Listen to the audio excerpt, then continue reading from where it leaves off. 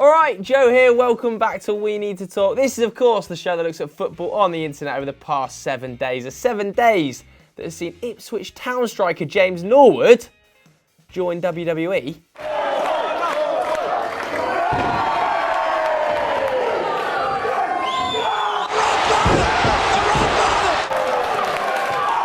Ole Gunnar Solskjaer become the third member of the F2.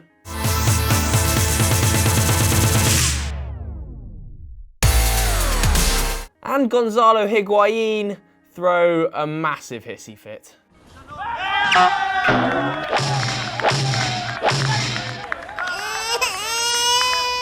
But anyway, this week we need to talk about Alexander Corcoran. Who the hell is that? I hear you asking at home. Well, let me introduce you to Senor Corcoran. 1 Russian Premier League, 1 Russian Cup, 1 Russian Super Cup, 48 Russian national team caps, and 18 months in prison for football hooliganism. Yes, despite being a professional footballer at the time for Zenit St. Petersburg, Alexander Corcoran was convicted and sent to prison for hooliganism back in 2018. And I'm not talking about West Ham's youth firm levels of hooliganism. Quite what this lad's doing holding a mini golf putter, I don't know. I'm talking about some pretty heavy shit. Corcoran and fellow professional footballer Pavel Mamayev, think that's how it's pronounced, were convicted of hooliganism after beating a high-ranking government official in Russia in a cafe with a chair. I mean, if the video's on screen now, it should be. This is mental. His excuse for beating a Russian government official over the head with a chair was that the restaurant should have bolted them to the floor. This isn't Mamayev and Corcoran's first rogue event. If you rewind back to Euro 2016, it's claimed, allegedly, just covering myself in case the Russians decide to come after me, Mamayev and Corcoran threw a €300,000 party in Monte Carlo, a champagne spectacular that featured thousands of pounds of champagne being delivered to them whilst the Russian national anthem played.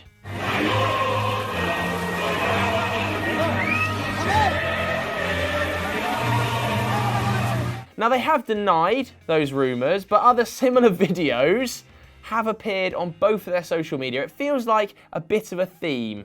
They like to go on a bit of a piss up and have the Russian national anthem playing. I think that was reported by RT, which is Russia Today. Either way, both of them were found guilty of hooliganism after beating the government official and were facing up to 5 years in prison. To make matters worse, the witness to the main attack was actually thrown over a 33-foot balcony after claiming she was hit on the head and drugged. Now, I'm not saying anything, but this is quickly becoming a Liam Neeson movie. The pair ended up getting sentenced to 18 months inside, as well as being sacked by both of their clubs, and Zenit even released the following statement. Corcoran has caused great disgust. The management of Zenit and fans feel nothing but dismay that one of the country's most talented footballers has behaved this disgustingly. From a human and emotional viewpoint, an incident only arouses shame. Now you can see, Zenit wanted nothing more to do with Corcoran at this point. Anyway, let's fast forward to this week, a year later, and they're out of prison early for good behaviour. Mamayev, nobody's touching him with a barge pole, has been called a shame on Russia. Corcoran, straight back into Zenit. Zenit have signed him the day after he was released. Apparently he was doing contract negotiations in prison. It's mental, given that that was the statement the club released not 18 months ago. Corcoran's lawyer yesterday said, throughout the whole situation, Sergei Semak has been supporting the footballer and his family. Sergei Semak is the manager of Zenit St. Petersburg. And this isn't a small-time club either. Zenit drew with Lyon midweek in the Champions League. And they've just signed a convicted football hooligan. Now, I understand that Corcoran is meant to be one of Russia's brightest talents. He was scoring goals for fun, wasn't he? He could have probably started at the World Cup for Russia if it wasn't for all of this. In fact, he scored in the Europa League 3 days before his arrest for Zenit St. Petersburg. So clearly a very talented player. He's had some injury problems. He snapped his ACL in the past. His knee's not quite what it was. But still, this must be the most bizarre signing for a Champions League level club of all time. How thin must Zenit's squad be to take a convicted hooligan on? Mamayev, who convicted of the same crimes, is like literally being shamed across Russia. Nobody will touch him with a barge pole. But Corcoran, straight back to Zenit. Moving on to the good, the bad and the ugly. The good is all about Manchester United this week as youth team player Max Taylor rejoined the under-23 setup after successfully undergoing treatment for cancer.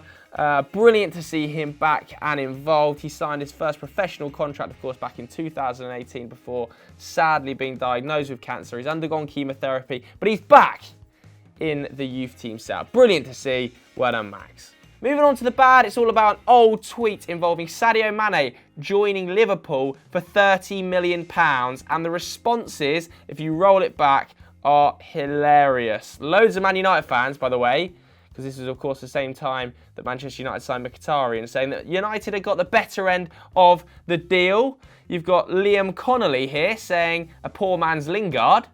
Now, I love you, Jesse, but no goal contributions in 2019. Stuart Hack. Great business for the Saints. He's inconsistent and certainly not worth £30+ million. That's looking good. Really well done, Stuart. Cam said, laugh my arse off. Mkhitaryan is going to United for the same price. As did United Joe, who said, ha ha ha ha ha. Meanwhile, we signed Mkhitaryan for the same price. And Cal said, poor man Serge Gnabry. Well, Cal, absolute howler. Howlers all over the place. Just throw a few of these tweets up on screen. The ugly this week is about Samuel Umtiti, who is, of course, out yet again with an injury. But whilst he was watching in the stands as Barcelona thrashed Valencia last weekend, 4 masked men broke into his house and robbed pretty much everything. They managed to get into his safe, take all of his medals, the lot.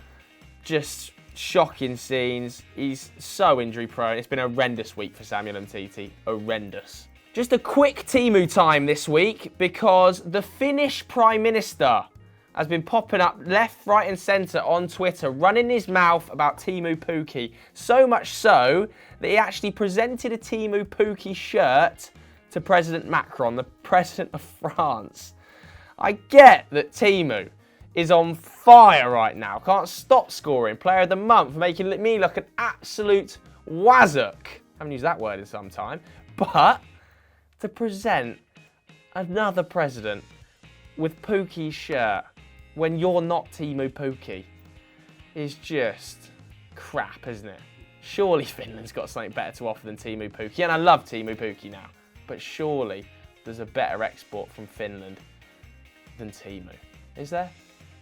If you're from Finland, let me know in the comments below.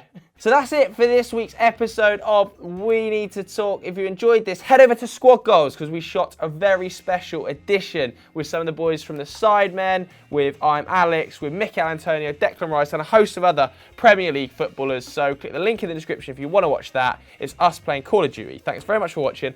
Au revoir.